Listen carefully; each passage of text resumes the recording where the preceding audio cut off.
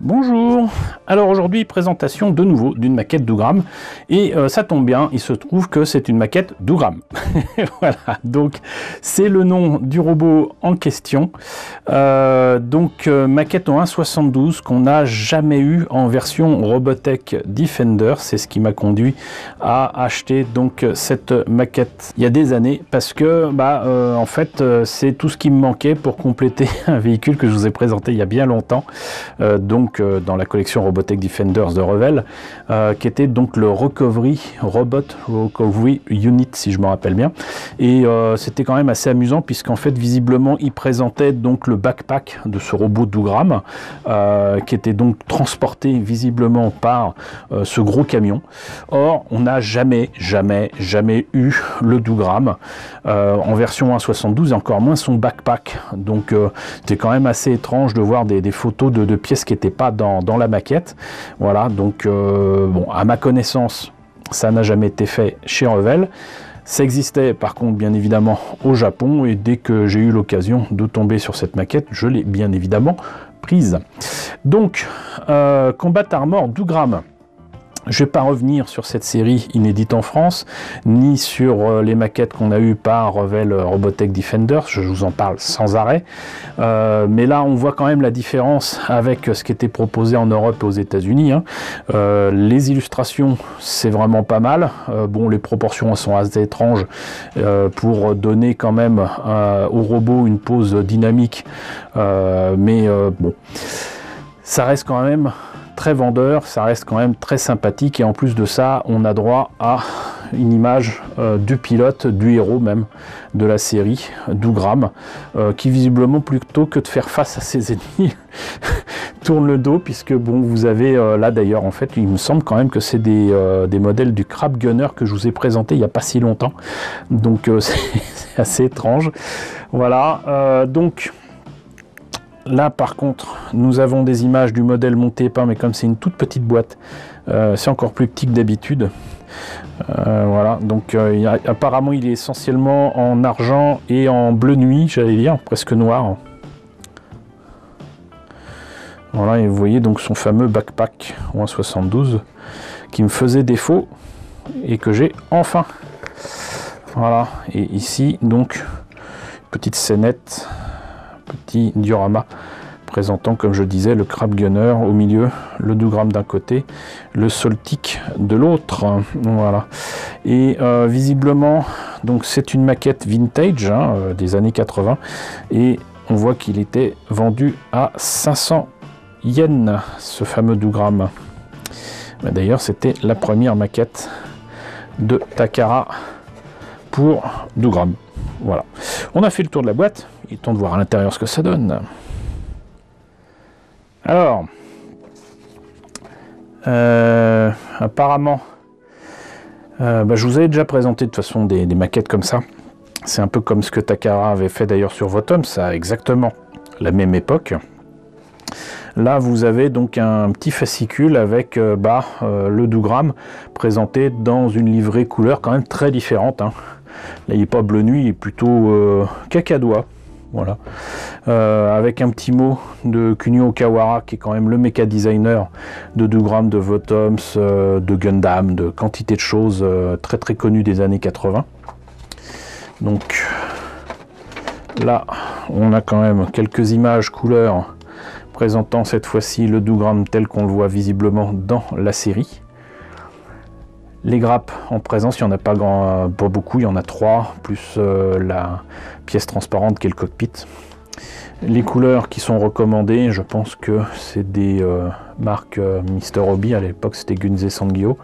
Et une petite pub toujours pour un jouet, cette fois-ci de Takara, à savoir donc du Dougram, mais beaucoup plus grand. Qui était en métal, die-cast, mais on pouvait rajouter une armure en plastique dessus.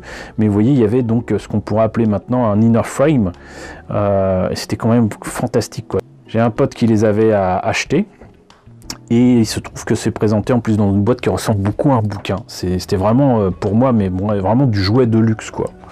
Voilà, donc voilà. Ici, Dual Magazine, je ne sais pas trop ce que c'est. Ça doit être de la pub. Et là donc la notice de montage. On commence par les mains qui ressemblent à rien, surtout à cette échelle là ou un 72. Apparemment c'est les plaques quoi d'épaule ou les plaques de protection des bras, je ne sais pas. Ensuite on fait les bras. Là étrangement on continue sur, je pense, les genoux et les pieds pour ensuite compléter la jambe. C'est très bizarre. Beaucoup de pièces pour composer par contre le cockpit qui a son pilote, et j'espère, vu le dessin, que c'est effectivement un pilote qui ressemble au héros de la série. Là donc on rajoute effectivement ces plaques là, alors c'est à la fois sur l'avant-bras et les épaules. Un des bras à droite des canons, son arme principale j'imagine, sur son avant-bras droit. Ensuite des protections sur les genoux, les articulations, les fameuses articulations qui à mon avis tiendront pas longtemps pour le bassin. Par contre le buste n'est pas articulé du tout, à part pour la tête et encore. Le backpack, voilà, pas beaucoup de pièces quand même pour ce morceau qui me manquait pour le recovery unit. Ensuite donc on place les bras. Apparemment ça se, je vais pas dire que ça se clipse, vous voyez, mais vous avez donc la petite forme comme ça, vous la mettez dans un sens, ensuite vous tournez et du coup c'est supposé tenir, mais à mon avis ça ne permet pas beaucoup de mobilité à la maquette, mais c'est une maquette. Voilà, donc ensuite on place les décalcos et on a fini. Alors en parlant de décalcos, c'est toujours aussi bien fourni quoi, voilà. Vous voyez, et pourtant ça quand même, si je sais encore compter, 37 ans. C'est quand même bien joli. La pièce transparente fumée comme je les aime.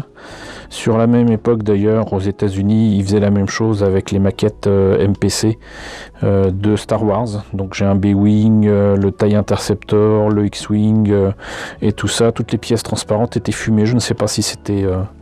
comment dirais-je, la tendance de l'époque. Donc là, ici, les genoux, les pieds et surtout le backpack. Là, le reste du backpack avec sa grosse arme, là, les mains, les bras, que je voyais un peu plus grands, mais bon, c'est vrai que c'est du 1,72, n'oublions pas. Et enfin, la dernière grappe d'un très très beau bleu nuit. J'aime beaucoup la couleur de ce plastique, mais je pourrais pas le garder tel quel. Mais c'est très très beau. Voilà. Donc écoutez, c'était donc le Dougram, depuis le temps que je vous parle de Dougram.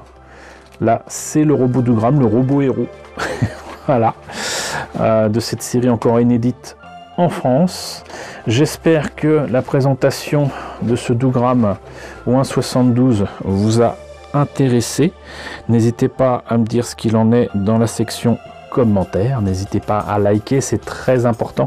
N'hésitez pas à partager, n'hésitez pas à vous abonner si ce n'est pas déjà le cas. Coucou aux nombreux abonnés qui nous ont rejoints ces derniers temps. Bienvenue ici. Coucou aux grands anciens qui me suivent depuis 5 ans. Merci à tous de votre fidélité.